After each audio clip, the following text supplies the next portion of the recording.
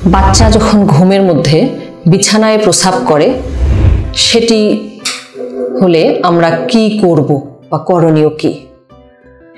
স্বাস্থ্য বিষয়ক পরামর্শ নিয়ে আপনাদের সাথে আছি আমি ডাক্তার রোকসানা আফরোজ। আজকে আমি এই বিষয়টি নিয়ে আলোচনা করব, কারণ প্রায়শই অভিভাবকরা আমাদের সামনে যখন আসেন ওনারা বলেন যে না, আমার বাচ্চা তো বেশ বড় হয়ে গেছে কিন্তু ঘুমে বিছানায় প্রস্রাব করে, যেটি নিয়ে আমরা খুব চিন্তিত, কবে ঠিক হবে বা সবকিছু নোংরা হয়ে যায়, বাচ্চা বুঝতেও পারে না। এই জিনিসটিকে আমরা বলি নকটার্নাল ইনিউরেসিস। কিন্তু প্রশ্ন হলো যে সব বাচ্চাকেই কি আমরা এটি বলবো ঘুমের মধ্যে বিছানায় প্রস্রাব করলে? না, কারণ 5 বছর বয়স পূর্ণ হওয়া পর্যন্ত বাচ্চারা কিন্তু ঘুমের মধ্যে যদি বিছানায় প্রস্রাব করে সেটি স্বাভাবিক। 5 বছর বয়স পূর্ণ হবার পরে কোনো সুস্থ স্বাভাবিক বাচ্চা, যার কোনো শারীরিক গঠনগত কোনো ত্রুটি নেই বা নার্ভাস সিস্টেমের কোনো ত্রুটি নেই, সে যদি বিছানায় ঘুমের মধ্যে প্রস্রাব করে সেটি মোটেও স্বাভাবিক নয়।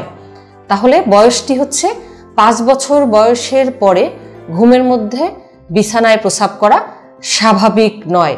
এই রোগকে আমরা মেডিকেলের ভাষায় বলি নকটার্নাল ইনিউরেসিস।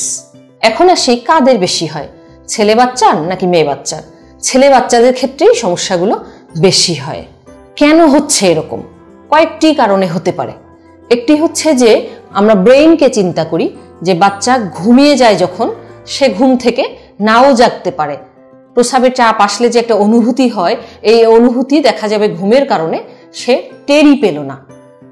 দ্বিতীয় কারণ হতে পারে যে যখন রাত্রের দিকে কারো কারো ক্ষেত্রে বা কোনো বাচ্চার ক্ষেত্রে কিডনি অতিরিক্ত পরিমাণ প্রস্রাব তৈরি করে দিনের বেলার চেয়ে, সেক্ষেত্রেও কিন্তু অতিরিক্ত প্রস্রাব তৈরি হলে বাচ্চা ঘুমের মধ্যেই বিছানায় প্রস্রাব করতে পারে। তৃতীয়ত আসি, কোনো কোনো বাচ্চার ক্ষেত্রে মূত্রথলির ধারণ ক্ষমতা রাতের বেলায় কমে যায় এবং একটু প্রস্রাব জমা হওয়া মাত্রই মূত্রথলি ওটাকে চেপে বাহিরে বের করে দেওয়ার চেষ্টা করে। এসব কারণে সাধারণত হয়ে থাকে। হলে করণীয় কি? অভিভাবকরা কিন্তু অনেক উদ্বিগ্ন হয়ে যান যে এত বড় হয়েছে বাচ্চা, বিছানায় প্রস্রাব করছে, আমি এখন কি করব? আপনি একজন ইউরোলজিস্টের পরামর্শ গ্রহণ করুন, যিনি আপনার বাচ্চার রোগ সংক্রান্ত ইতিহাস পুরোপুরি নেবেন।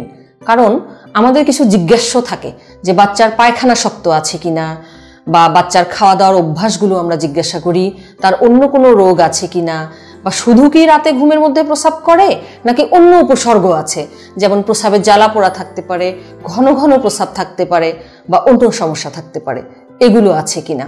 এছাড়া এই রোগের জন্য এখন পর্যন্ত কি কি চিকিৎসা গ্রহণ করেছেন, পরিবারের আর কোনো বাচ্চার এরকম সমস্যা ছিল কিনা।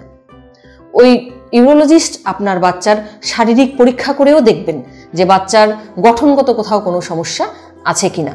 পরবর্তীতে আমরা কিছু পরীক্ষা নিরীক্ষা দিই, তবে অন্য কোনো জটিলতা না থাকলে শুধুমাত্র ইউরিন, রুটিন এবং মাইক্রোস্কোপিক পরীক্ষা ছাড়া আর কোনো পরীক্ষার প্রয়োজন পড়ে না। এখন আসি যে ইউরিন, রুটিন, মাইক্রোস্কোপিক পরীক্ষা আমরা কেন করি, যে ইনফেকশন জনিত কোনো কারণ আছে কিনা দেখবার জন্য।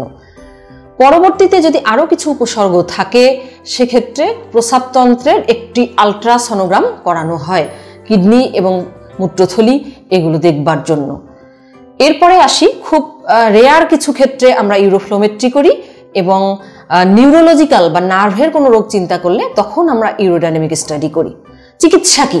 এত কিছু তো আমরা শুনলাম, কিন্তু মেইন প্রশ্ন যেটা, এর সমাধান কি, কি থেকে মুক্তি পাবো? প্রথমত আসি, প্রথম ধাপের চিকিৎসা কিন্তু উপদেশ, যে বাচ্চা পরিমিত পানি পান করবে, অতিরিক্ত নয়। যেসব বাচ্চা রাতে বিছানায় ঘুমের মধ্যে প্রস্রাব করে তাকে দুপুরের পর থেকে আস্তে আস্তে পানি পান করার পরিমাণ কমিয়ে দিতে হবে। চা কফি বাচ্চাকে দেবেন না। এরপরে আসি, মিষ্টি জাতীয় খাবারগুলো বা চিনি এই জাতীয় খাবারগুলো পারতপক্ষে এড়িয়ে চলতে হবে। বাচ্চার কনস্টিপেশন যেন না থাকে বা পায়খানা যেন শক্ত না থাকে, সেজন্য শাকসবজি খাওয়ানোতে অভ্যাস করবেন।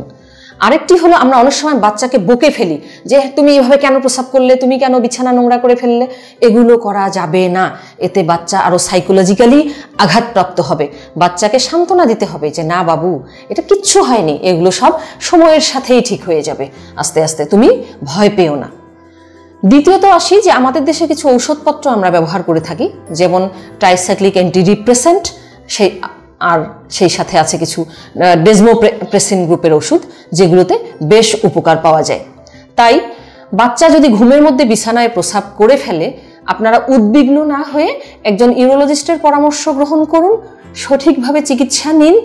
এই অস্বস্তিকর বিব্রতকর পরিস্থিতি থেকে বাচ্চাকেও মুক্ত রাখুন, নিজেরাও টেনশন ফ্রি থাকুন। ধন্যবাদ সকলকে।